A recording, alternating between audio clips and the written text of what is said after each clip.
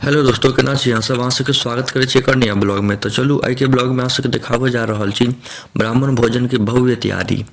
ब्राह्मण भोजन के तैयारी में एकदम लागल छी। देखियो एते रंग के सब्जी सब कटा गेल छी, क्या रंग के सब्जी सब है, की खाना खुएबै सब चीज अहाँ सबके देखाएब। तो चलू बारी बारी से देखाबै छी। देखियो ई भुजिया लेल आलू काटि लेलिए, ठीक। ई आलू कोबी के सब्जी बनते, ओहि लेल कोबी आ आलू उसना गेल छै। देख रहल छी भाप निकल रही है, देखा रही है कि नहीं पता। ई भाटा अदौरी के लेल भाटा कटा गेल छै, बैगन एतऽ सजमनि कटा गेल है, सजमनि के सब्जी के लेल ओल कटा गेल छै, ओल के चटनी के लेल देखलिए एते आइटम सब कटा गेल छै। सब्जी इमहर धनिया पत्ता मिर्चाई ई सब कटा के रखा गेल छै। धनिया पत्ता सेहो काटि लेलिए पहिले। तो जते भी सब्जी छै सब काटि लेलिए, 5-6-7 रंग के सब्जी बनते। तो देखियो अब दुनू बगल बन रहल छै खाना, एकदम जोर शोर से तैयारी में लागल छिए। इमहर कोबी भुजा गेलै, इमहर भुजिया बन रहल छै। देखियो कोबी भुजा गेलै, भुजिया बन रहल छै और धीरे धीरे बनते। एतऽ चूल्हो पर छै और गैसो पर चढ़ि रहल छै, वो देखाबै छी अहाँ सबके। देखियो भुजिया में मसाला सब पड़ रहल छै। हम सब पूरा स्टेप बाय स्टेप तो नहीं देखा पाएब, हर रेसिपी के विधि केना बनै छै, बहुत लंबा ब्लॉग बन जात। तैं हम सब पूरा अथी के नहीं बनेलू है, जे मेन चीज सब छै के बना लेलू है। देखियो अब प्रेशर कुकर में भाटा अदौरी के सब्जी हैत, बैगन अदौरी जे कहियो। इमहर भुजिया छै, ठीक छै। सब एके बेर में चढ़ि रहल छै ने, से बड़ी मुश्किल हो जाइ छै। देखियो एहिमे से गैस निकालि रहल छिए। अब एहिमे एकर ढक्कन खोलबै तो बैगन अदौरी के सब्जी बन गई, बन के रेडी भ गई। एकरा अब एगो बर्तन में बढ़िया से निकालि लेब। गरम है तो ओकर डंटी एकर की छै, डंटी कनी उखड़ि गेल छै तो गरम लगे छै। तो ठीक से हाथ पैर नहीं पका लेब। तो जल्दी खुआबक छै, 1 बजे से पहले ब्राह्मण के भोजन कराबक छै। हमर नाना के छाया छै, तो वह के ब्राह्मण भोजन कराबक छै।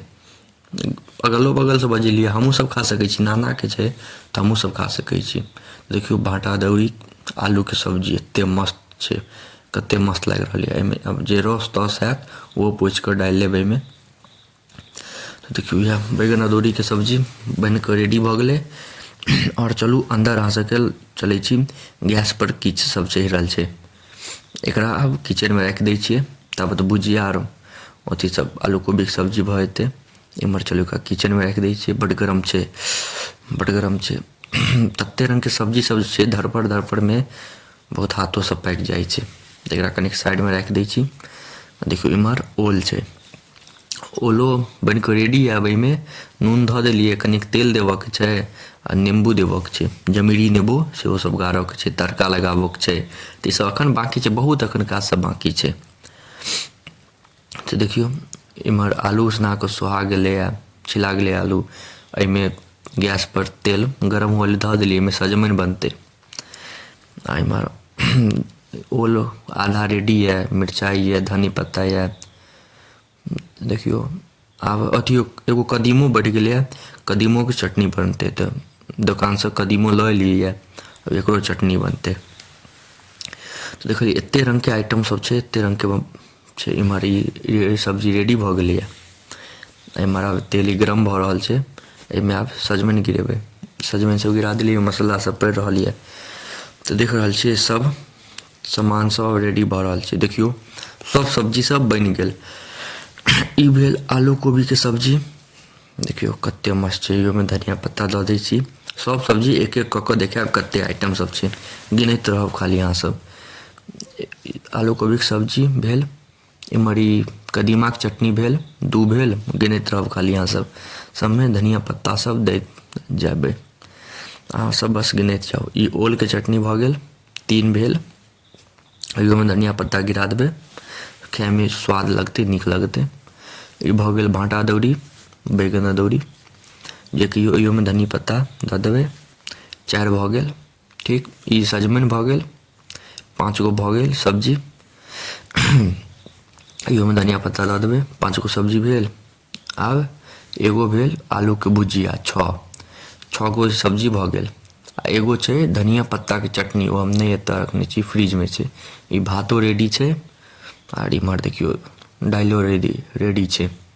कर चलू घुमा के दिखा दै छी। देखियो सब चीज रेडी भऽ गेलै। ब्राह्मण के बजाबक छै, आराम से भरि पेट नाश्ता कराबक छै। तो बुझियो ने 6 रंग के ई भऽ गेल, एगो चटनी है धनिया पत्ता के, तो 7 रंग के सब्जी आ चरौड़ी पापड़ ई सब। तो हमरा गाँव में 6 गो से 7 गो सब्जी बनबे करे छै ब्राह्मण भोजन में, एते सब्जी बनबे करत। अहाँ सबके गाँव में कते रंग के सब्जी बने से जरूर बताएब। हमर गाँव में ब्राह्मण भोजन हो या कोनो भोजन हो, एते रंग के सब्जी बनबे करते। तो देखियो ब्राह्मण सब आबि गेलखिन, खाय ले बैस गेलखिन, परस देलिए। अब अकेला छलिए तो अकेले नहीं होइ छै वीडियो बनाएल परसलो, ते हिनकर सबके वीडियो बना लेलू। अब ई खेनाई के अगला ब्लॉग आयत जे केना ब्राह्मण भोजन कयल जाइ छै, ओकरो हम ब्लॉग बना के डालब, तो अगला ब्लॉग वएह पर आयत।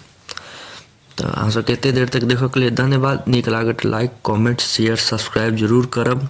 मिलै छी अगला ब्लॉग में। अहाँ सब बताएब अहाँ सबके ई ब्लॉग केहन लागल। धन्यवाद।